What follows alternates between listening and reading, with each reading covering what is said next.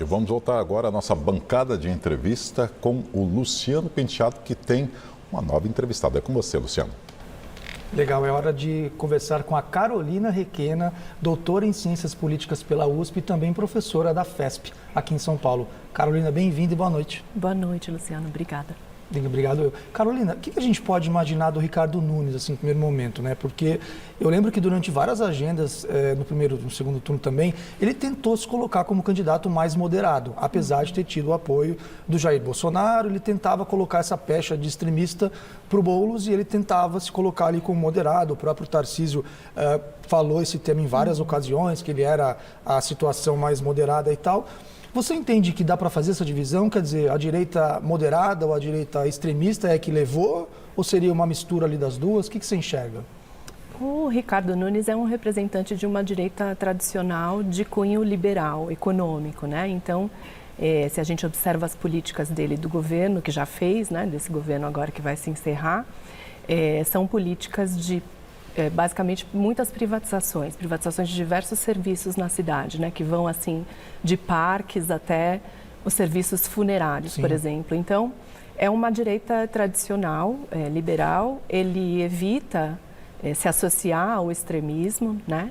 Então, ele faz parte aí do rol de prefeitos dessa direita tradicional, que foi a grande vitoriosa das eleições em nível nacional. Se a gente fizer agora as contas, fim do segundo turno, essa é a direita, essa é a ala, né, de propostas de governo no Brasil que foi a maior vencedora. Inclusive, ele tentou se desvincular ali do bolsonarismo, apesar de ter o apoio do Bolsonaro, mas para os adversários, pelo menos, disseram muito que isso não colava, porque, enfim, era uma estratégia e tal. Agora, como prefeito eleito, assim, você entende que vai ser muito difícil ele não abraçar o bolsonarismo ou as ideologias dessa direita mais radical?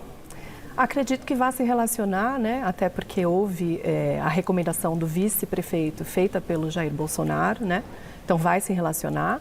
Precisa se relacionar com o seu grande padrinho político, que foi o governador do estado, Tarcísio de Freitas, e Tarcísio, por sua vez, muito vinculado a Gilberto Kassab, do PSD, que é o grande vencedor das eleições no sentido dessa direita tradicional, que inclusive agora ultrapassa o número de vitórias em municípios no Brasil todo. O PSD elegeu, se não me engano, quase 800 ou mais de 800 prefeitos. Mais do que o MDB, que vinha desde os anos 2000 tendo esse lugar de primeiro colocado. Então, São Paulo é um lugar onde vai haver esse jogo, que é um jogo que reúne o fisiologismo, muito bem representado pelo Gilberto Kassab, e uma relação mantida, né, com o bolsonarismo via o governador do estado, que é Tarcísio de Freitas.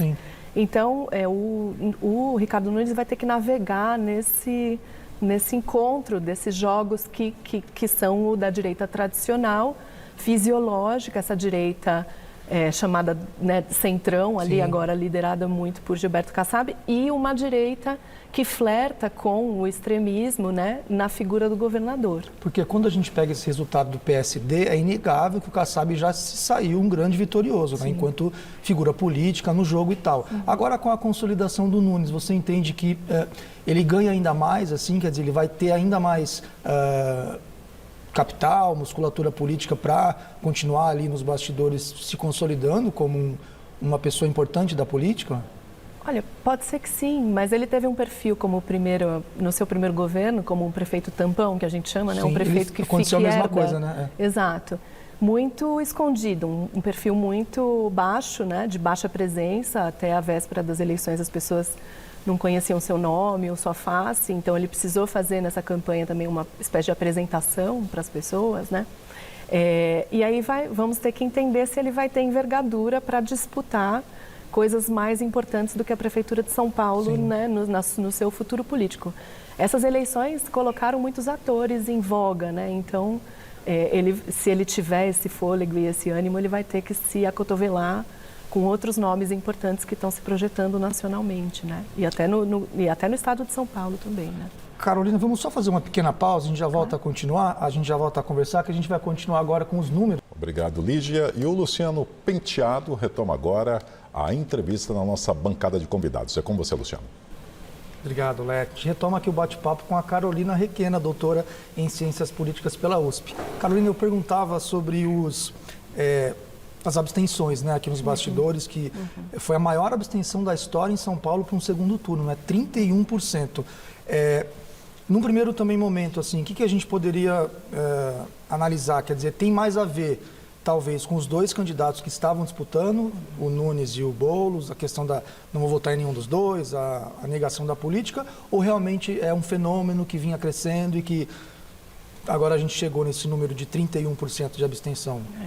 Acho que vem crescendo, em geral, as abstenções, né, como a gente viu até agora no comentário na reportagem, mas aqui em São Paulo, a gente tem que lembrar que Nunes passa para o segundo turno com ali 29, né, com todos eles num empate ali, né, os três primeiros colocados, Nunes, Guilherme Boulos e Pablo Marçal.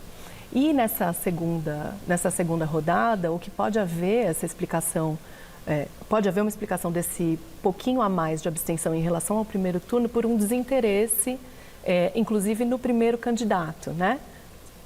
No sentido de que muita gente apostava naquela terceira força que era o Pablo Marçal. Então pode ter se configurado no segundo turno um desinteresse pela disputa em função de uma previsibilidade sobre o prefeito ser reeleito, Sim. talvez. Agora, do ponto de vista da nossa democracia, São Paulo sempre costuma ditar, né, o jogo político nacional, assim, é uma coisa também a ser ainda mais pensada, né? Porque num país com voto obrigatório é um número muito grande, né? Quase um terço. É um número grande, né? O custo para não votar no Brasil é baixo, você tem procedimentos simples e não custa muito em termos de recursos também para não votar, né? É bom que todo mundo possa votar e se expressar, é claro, você tem, como você disse, tem um vínculo aí com o exercício da democracia.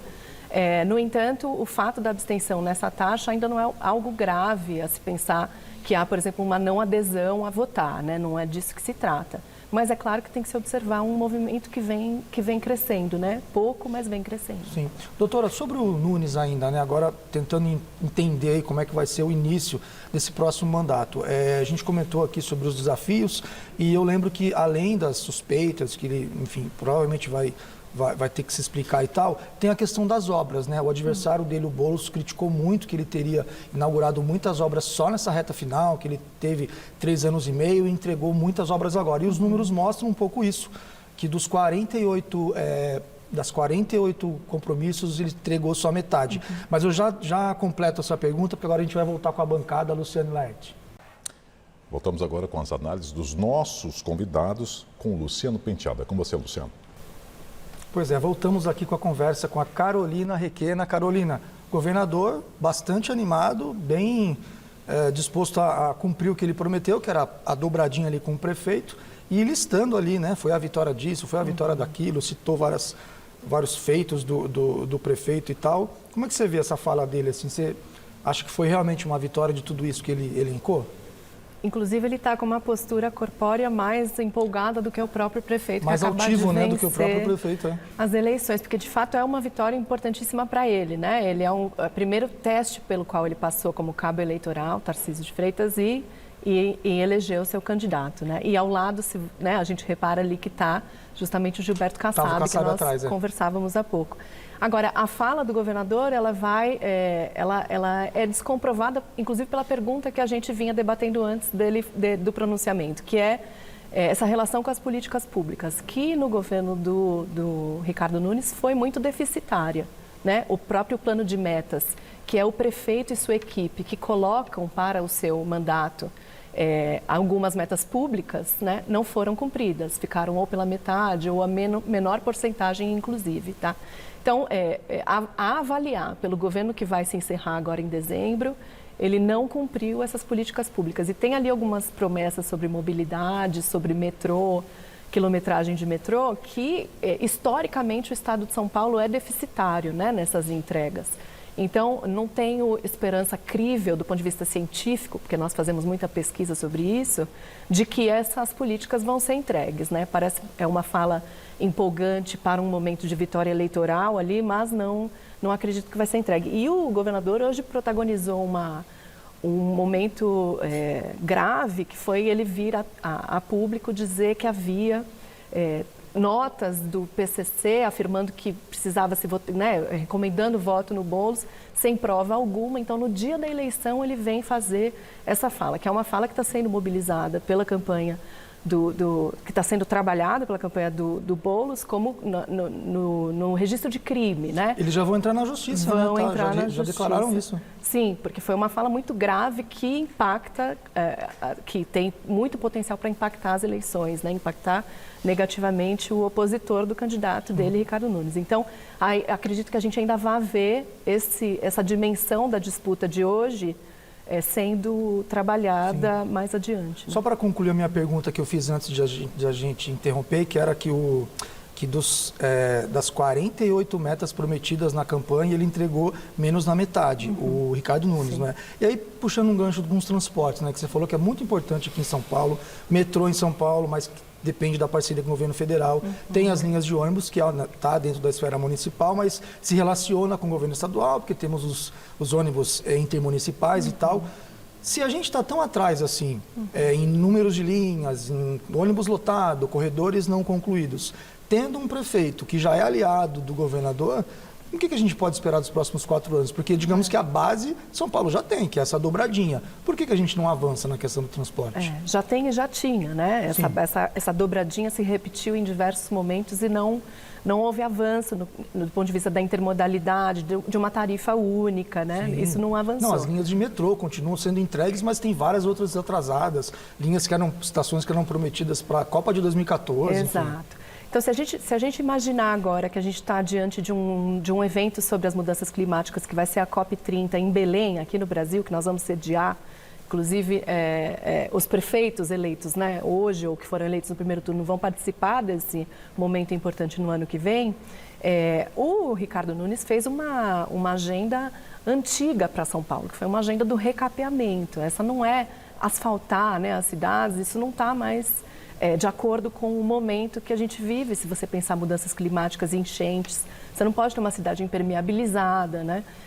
O tanto de orçamento que foi direcionado para essa política do recapeamento, quando poderia ter sido investido em trilhos, né, em parcerias com o governo do estado, ou mesmo no corredor, né? Porque quando ele fala de metrô na Zona Leste, né, há quantos mandatos já não estamos devendo um corredor de ônibus na Zona Leste que poderia fazer uma oferta paralela ao trilho, né? Sim. Então, tem déficits imensos na cidade de São Paulo que os prefeitos precisam dar conta, em especial agora em função das mudanças climáticas. Não há como mais escapar dessa agenda. Né? Não foi uma agenda verde, né, do ponto de vista ambiental. Inclusive, a questão do carro, ela estava muito ali, presente, às vezes indiretamente, mas a gente via que estava presente no plano de governo, nas propostas de continuidade, como a gente falou aqui mais cedo, continuidade do que já acontece hoje. Agora, por exemplo, Carolina, teve o evento do apagão recentemente, né? É um evento que todo mundo saiu prejudicado, independentemente de candidato ou não, e o Boulos tentou, naquele momento, colocar no Nunes essa responsabilidade, não só no colo do Nunes, mas no colo do governador e tal. E tendo em vista esse número final agora, ele praticamente ganhou com os votos que ele teve no primeiro, mais os votos do Pablo Marçal, né? Ele teve 60%, arredondando, seriam os 30 dele, mais os 30 do Marçal. Dá para a gente, talvez, avaliar que o eleitor de São Paulo não considerou isso na hora de votar, quer dizer, ele perdeu muito pouco voto, mesmo com a crise, teve outro apagão do ano passado, que já era o mandato dele, quer dizer, como que você vê assim, a relação dessa crise energética, um voto de hoje, assim...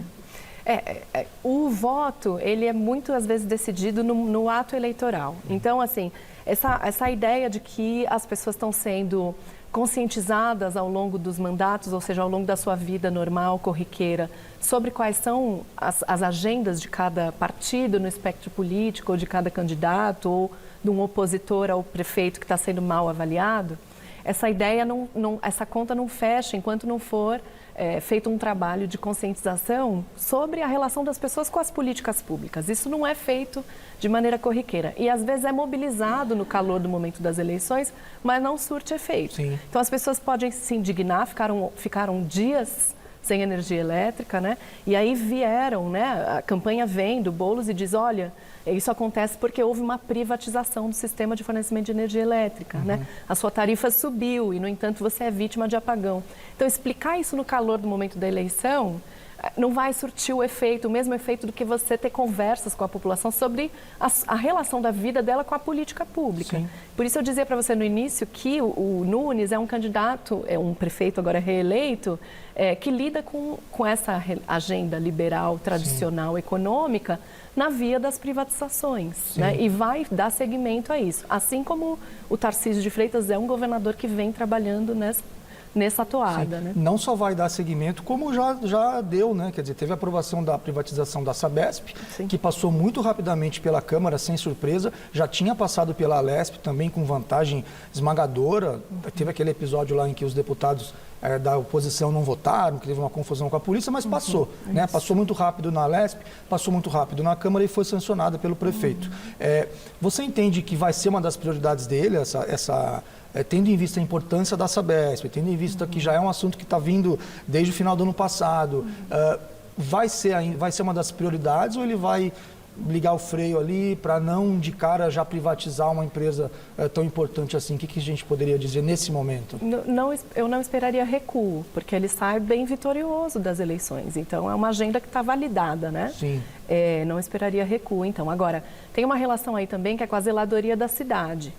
Então, talvez algum pensamento sobre zeladoria, sobre poda de árvores, algo que você já pense o que é que vai ser depois dessa sucessão na próxima disputa, a Prefeitura de São Paulo. Porque o Boulos perde as eleições, mas ele já, inclusive, adquiriu mais votos do que na eleição anterior. Então, ele vem se cacifando como um representante de envergadura, né?